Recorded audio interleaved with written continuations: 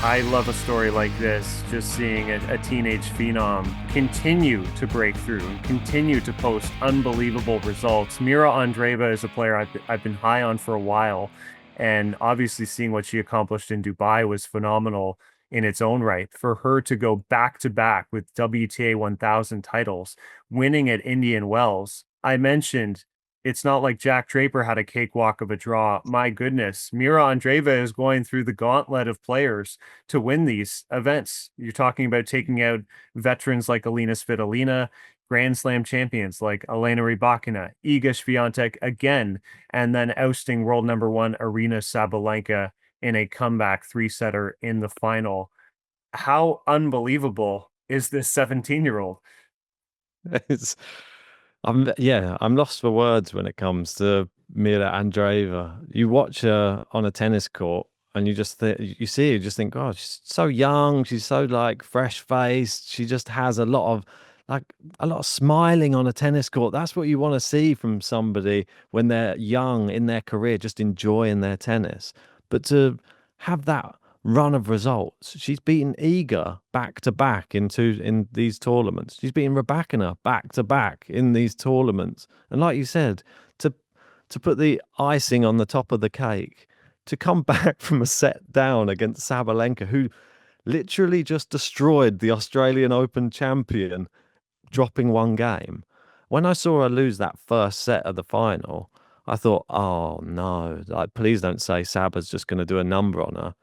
But what resolve! She she's so mentally strong already, and I think she plays on the fact that she knows how to get back into matches quite well. She's very good at playing sort of percentage style tennis until she finds the right moment to strike herself. And credit to her, what a incredible result! Back to back WTA 1000 events for somebody of that age. My big fear for her is she said that she's trying to avoid the pressure, but all now she's done is put all of the pressure on her because everybody is talking about her. I want to say one aspect that I loved about her post-match trophy speech was after, the usual platitudes of thanking the fans, giving credit to Sabalenka, thanking her team. She thanked herself, which was kind of a rarity to say, I would like to thank me. I think for her toughness and her resolve and her tennis. And her tennis IQ at the age of 17 is unbelievably high. The way she can change patterns, adjust on the fly. Sabalenka can basically hit through anybody. And as you said, she must have been riding such a wave of confidence going into that final after beating Madison Keys in about 54 minutes, 6-1, 6-love. And that was undoubtedly, I think, a revenge statement match. Arena was ticked off to lose that Australian Open final. She wanted the revenge and got it. And I wonder if she didn't fathom a scenario where she could lose the final to Andreeva. But you see Mira changing patterns, going deep slice in the corner, taking the backhand line, mixing in the drop shot, doing all these little things to disrupt Sabalenka's rhythm so effectively. This is, I think, a quality that she has that very few players have in general, let alone have it at her age. Definitely. And I think the thing that helped um, Andreeva as well was probably the speed of the court. That's one thing that I've mentioned on our podcast as well. I didn't take into account, like you were saying, that maybe Sabalenka was probably taking her a bit lightly, but maybe she was. She's won both matches against her this year very convincingly. Straight sets, Brisbane and the Australian Open, and easy victories as well. She just blasted her off the court. But I said the only time they played on a slow court, Mirra Andreeva beat her at the French Open. And Yes. that was why I picked Mirra Andreeva. I thought that she would use that, and she did pretty much the same job, three sets, and looked stronger. And I think Sabalenka doesn't like it when she gets into a mental battle on the court with the opponent, when it becomes just two great tennis players who are just hitting and being powerful. And you've got her grunting down one end, and you've got the opponent who is just not phased by it. I think that gets in her head like, why is this not working anymore? All of my like power seems to just be disintegrating, and this girl who's just come on the scene is going doom, doom, doom, darting around the court like left to right to the net. And then she just throws in little drop shots here and there. She's got all the tricks in the book, and I can't wait to see what she does next. Yeah, I think her speed around the court is incredible as well. Yeah. And as you mentioned, I think the prospect of, I mean, sure, we have Miami coming up, but even if I look beyond Miami on a slower court, just a full clay court swing, if I'm shortlisting maybe even challengers for Iga Swiatek on a clay court, Mirra Andreeva has to be maybe right at the top, at least right now. The way she can change speeds and rhythms, and you need to be able to do that on the clay, and you need to be able to move effectively, which she can really do in spades as well.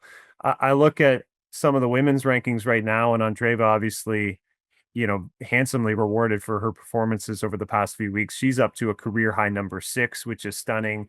Madison Keys just in front of her at number 5.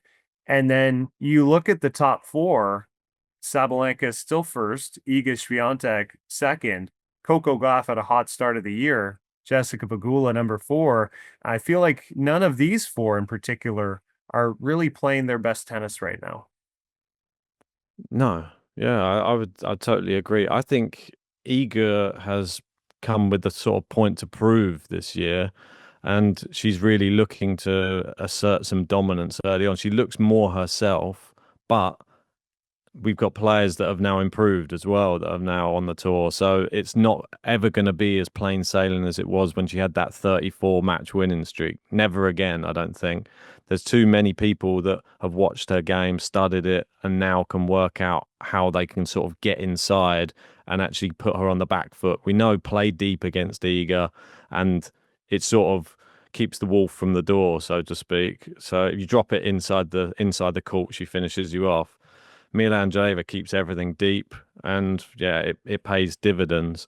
Looking at those three Americans, though, I'd say Jess Pegula's probably impressed me the most recently. But looking down the list, I mean, if you look at the actual race, who's number one in the race? We've got Madison Keys is number one in the race at the moment. Mirra Andreeva is third and only 400 points behind now. She Yeah. could, after Miami, we could see Mirra Andreeva number one in the race. Yeah, I mean, it's unbelievable to think about. But I figured our top 8 would obviously change this year. And look, Rybakina maybe slipping to 9 is a little bit unusual in the rankings. I still think she has to, obviously, off-court issues, I feel like it potentially troubled How how did you things. see her? How did you see her getting on this year, like pre-season? I'm always interested on the Rybakina topic because it's a Well, very people are divided. yeah, look, I mean, when I heard she was hiring Goran Ivanisevic, Yeah, she was, I think, immediately back in top 5 and then conversation, especially when Wimbledon comes around. I always think she's a contender to win Wimbledon, but obviously we know that that partnership didn't last. And now I think the volatility, her coach not being in her corner, facing the ban from the WTA, I think probably navigating that issue week to week, wanting to be with this specific coach who has abuse allegations. I'm sure it is a distraction for her mentally, even if she thinks she can shut it off when she plays. yeah. I think it's a massive distraction. I think there's far too much going on off the court that we don't even know about, and that's the problem. That we probably hear about some of it, but she was so good, and now we're seeing frailties come in. I think she's questioning herself on a tennis court more than she was before. She was the one person going out there and destroying Iga on a court when we Yeah. didn't think it was possible. Now she's sliding, and she looks like she's on the edge of the top 10 at the moment. I had her finishing the year around there as well. I thought this was potential because of the inconsistencies with the coach, because we she has long breaks off the tour as well. Didn't it last year? I think she had like a few months off, and she worries me because I think I actually really love her as a tennis player. I think she's so good for the women's game because she adds something completely different. And I like her cool demeanor on the court as well, and how she's able to handle some of the bigger hitters.